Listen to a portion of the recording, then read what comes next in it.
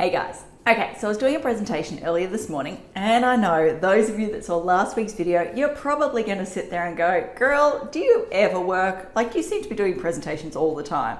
I swear, I'm not doing presentations all the time. But anyway, I was doing a presentation earlier this morning for a group of like construction, development type related professionals. So building designers, builder, certifier, there was a real estate agent there, you know what I'm saying, those sort of people. Anyway, the topic I was given was to talk about how to date a pre-1911 house. And I was going through all of the various free resources that we have access to and that we personally use to try and work out or establish whether a house is pre-1911 construction.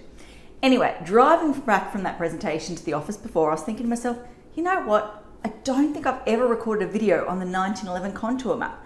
I mean, I've definitely referenced it in a bucket load of previous videos, but I don't think I've actually shown you guys how to access it and how to actually interpret it. So hey, why don't I use this week's video to do just that? Let's jump behind the computer and let me show you what I got. Okay, so this beautiful, beautiful map right here is what we're going to talk about today. I know, you guys are probably sitting there going, beautiful, yeah, not exactly the word I would use to describe what I'm looking at right now. But trust me, it is actually a very valuable and beautiful resource. Before I dive into showing you how to actually navigate it, access it, all that sort of stuff, let me kind of set the scene, give you a little bit of context, background information, let's just call it. So basically in 1910, Brisbane City Council set about trying to sewer the city. The first step in that process was to come up with a really crude and basic outline or understanding of what the city looked like. So they set themselves the goal of going around and crudely mapping the entire city within a 1-year time period. Obviously, being 1 year, they didn't have a lot of time to go around and get the nitty-gritty details. So it was a really, like I suggested, crude map that they created. It is still really, really valuable though. So to get there, I have a link on my computer, but what I've worked out just now is if you go to Google and type in Brisbane Images BCC, click on the first archives link that appears, scroll down, click on Brisbane Images, wait for that to load, come down, click on detail plans. It's a few steps involved, we'll get there. Scroll down, click on the 1911 contour, you then come to this page here. Now you want to go to page number 3. Now if you click on that final link there, that will take you back to that plan I first showed you just a couple of seconds ago. But what you want to click on here is the contour survey maps, let me get my words out, indexed by suburb. You come down here, click on the bottom hyperlink, wait for it to load, need a bit of hold music, there we go. Now this, as you can probably work out, is a list of all the different suburbs and the map numbers. Now the example I want to focus on today is Red Hill, map number 11.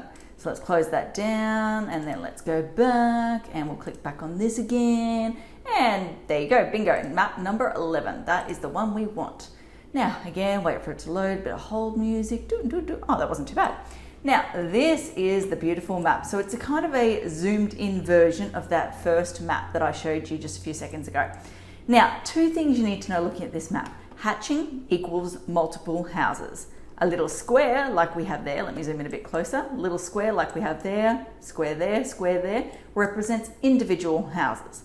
So what am I seeing from this map? Well, I'm basically seeing when the person walked through this suburb, which is between, I believe it was April 1910 and March 1911, don't quote me on it, roughly that time period. So when the person walked through this suburb in that time period, they went, okay, there is a bucket load of houses here along, let me find a road, Victoria Street. We're not going to have time to go and draw each individual house, so let's just hatch this whole area to say that there's a heap of houses here. However, this northern side of Prospect Terrace didn't have a lot of houses. It only had the one little house in that location. Okay, we'll just throw a little square out there. So basically, when I come across a job, I find the street, I zoom in and I go, okay, there's hatching all there. There's a good chance it's going to be pre-1911 house. Or I zoom in and go, oh, there's my block, no hatching, no individual square. Maybe it's not pre-1911. Or the other scenario, zoom in, see a square and go, it's pre-1911, like it's written stone then. Now I do probably need to clarify here, this is not 100% accurate. Obviously, you're going to have a degree of human error involved, but more importantly, I mentioned before that time period. So people went through between, again, don't quote me on it, but I think it's April 1910 to March 1911. If the person came through in April 1910, you still have that time period between April and December where the house could have been built and therefore it still qualifies as pre-1911, but it's not shown on this map. Also, relocators. It was surprisingly common for houses to be relocated back in the day. Materials were so hard to get your hands on and so expensive, so it was much cheaper and more cost effective to relocate an existing house than it was to build a new house in a new location wherever you're moving to. So there is a chance that your house could be built pre-1911 on a different site, relocated to the current site, and it still qualifies as pre-1911, but it won't be shown on this map. Okay, I think that covers off everything I want to talk about. So yeah, really crude map, but really good resource to be able to check in, get that sanity check before you go too much further.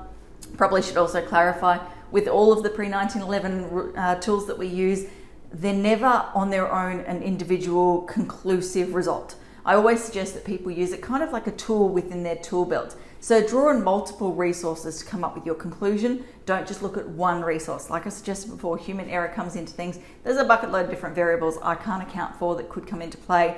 So you're better off using multiple resources, cross-checking things before you come up with your answer. Okay, I think that's enough rambling for me today. As I always say, until next time, thanks for watching. For all you red tape lovers out there, I have one thing to say. Well, no, actually, I've got three. Number one, the advice provided in these videos is general in nature. It's not site-specific.